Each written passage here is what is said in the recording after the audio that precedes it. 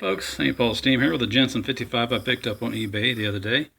It came to me with this cylinder assembly knocked off over here. We got that put back on, and one of the harder things was that set screw for the flywheel was broke off, and I had to retrieve that out of there.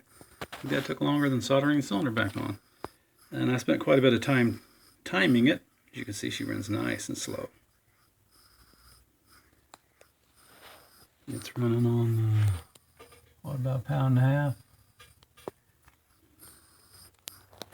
And I think the cylinder on the other side probably has to get broke back in a little bit. Set probably wasn't where it was exactly. So let's open it up a little bit. There's 2 pounds.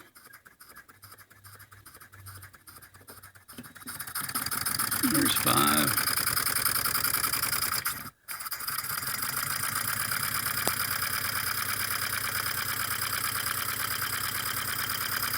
And it's pretty much equally well both directions. I think it favors the forward direction slightly.